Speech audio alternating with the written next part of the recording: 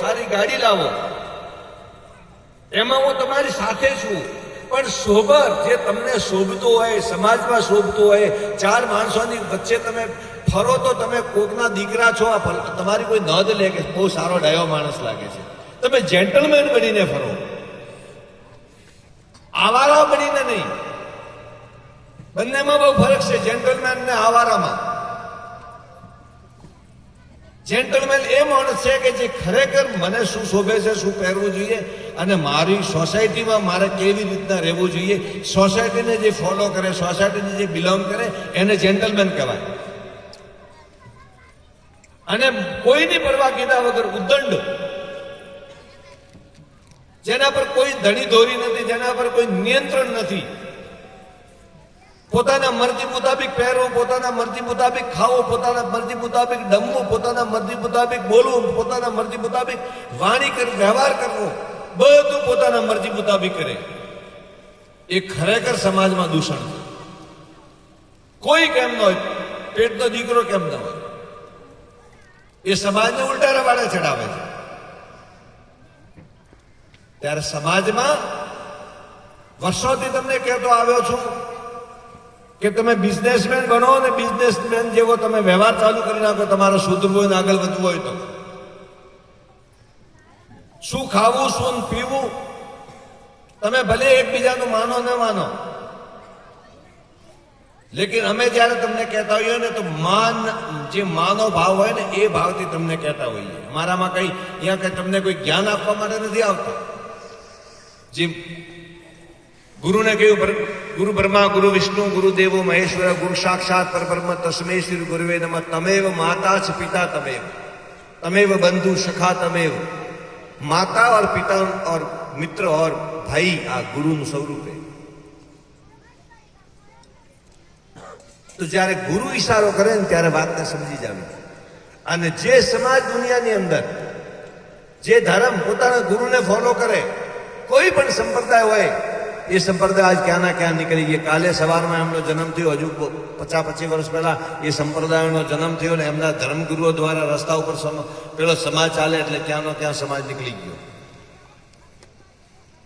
આ ઘણા બધા સમાજનું હું નામ લે, કારણ કે ઓન રેકોર્ડ ઓન સ્પીકર હોઉં છું, પણ ઘણા બધા સમાજો પોતાના ધર્મગુરુને ફોલો કરીને બહુ બધા આગળ નીકળી ગયા. જ્યારે તમારા ધર્મની અંદર 7 પેઢી થઈ ગઈ, 6 પેઢી થઈ ગઈ, અને હજુ સુધી તમારામાં બદલાવ નથી આવતો. એનો મતલબ એવો છે કે તમારી ચાબી ખરાબ છે.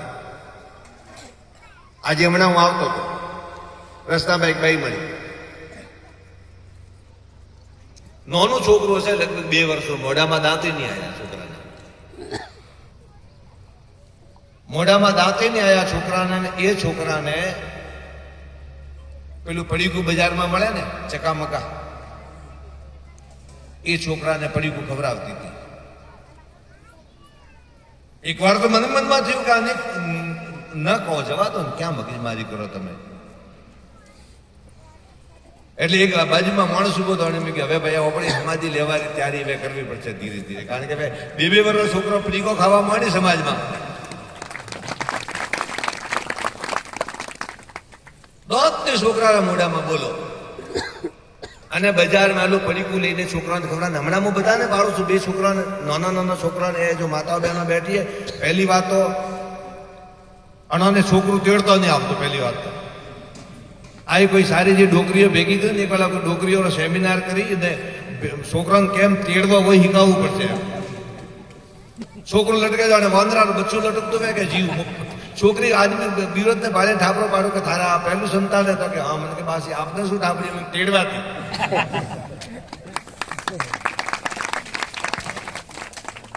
જે રીતે તે તેડ્યું હોય કે એ રીતે મને ખબર પડી કે આ તેડવાનો અનુભવ નહીં હજી. અને બીજું છોકરાના ધકે મોબાઈલ મૂકી દે. અને ભાઈઓને કહો, એ જો અમોની છોકરીઓ એને કહેવા માંગુ, આના છોકરાઓના ધકે આ મોબાઈલ મૂકવાના બંધ કરો. તમને ખબર છે જ્યારે તમારા છોકરાનો તમે મોબાઈલ લઈ લો છો ત્યારે છોકરો રડવા માંડે છે. એનો અર્થ એ થાય છે કે તમારા કરતી પેલા મોબાઈલને છોકરું પ્રેમ વધારે કરે છે. તમારા કરતા પેલા મોબાઈલની છોકરાને જરૂર વધારે છે, મોબાઈલને છોકરું વધારે પકડી રાખવા માંગે છે. અને મોબાઈલની અંદરથી 4G 5G થી જે તરંગો નીકળે ઇલેક્ટ્રોમેગ્નેટ, એ તરંગ છોકરાના મગજને પ્રભાવિત કરે છે. એનું મન એનું છોકરાનું બહુ નાનું હોય અને કાચું હોય. એ છોકરાનું મગજ હેંગ કરી નાખે અને પછી તમે મોટા થાવ, તમારું છોકરું તમારું નથી માનતું. કોમ્પ્યુટરમાં આવે એ માને છે, મોબાઈલમાં આવે એ માને છે, પણ તમારું નહીં માનતું. તમારા ઘરમાં ડોકરાનું કોઈનું નહીં માનતું. પછી તમે રડો પાછળ, મારું છોકરું માનતું નથી. આજે સમાજમાં ઘણા જણાની પરિસ્થિતિ એવી થઈ ગઈ છે કે એમની સંતાનો માનતી જ નથી. એમને મા બાપ દરેક છોકરાના છોકરીઓનું ભલું ઈચ્છતા હોય, દરેકનો ફાયદો ઈચ્છતા હોય, મા બાપ દરેકનું ભલું હોય, પણ છોકરા છોકરી નહીં માનતા. કારણ કે માને ક્યાંથી ઉલટું પહેલેથી રવાડે ચડાવી દીધા. એટલે એક તો મોબાઈલ આપવાનું બંધ કરો. મોબાઈલ મોટું થાય, છોકરું 18 વર્ષ પછી આપો. અને એક આ બજારમાંથી જે પડીકો મળે એ ખવડાવવાના છોકરાઓને બંધ કરો. જો સ્વસ્થ સમાજને, નિરોગી સમાજ તમે ઈચ્છતા હો અને આવાવાળા ભવિષ્યની અંદર તમારા દવાખાનાના જો ચક્કર ના કાપવા હોય તો છોકરાઓને આ પડીકા ખવડાવવાના બંધ કરો. દરેક પડીકાની અંદર તમે તમારા ઘરમાં જ્યારે રસોઈ બનાવો તો નાની વસ્તુનું ધ્યાન રાખો કે આ સાફ કર્યું કે નહીં કર્યું, મોજ્યું કે નહીં મોજ્યું, વાસણ સાફ કર્યું કે નહીં કર્યું. પણ બજારમાંથી આવેલી દરેક પડીકામાં ભલે ભટુદરું છો ને યાર, તો સીધું મોઢામાં નોખવા તૈયાર થઈ જાય. હવે કોને રોધ્યો, કોને ખવડાયો, કેવી રીતે હાઈજીને, કેવી સફાઈએ, કેવો લોટ. અને દરેક તૈયાર પડીકાની અંદર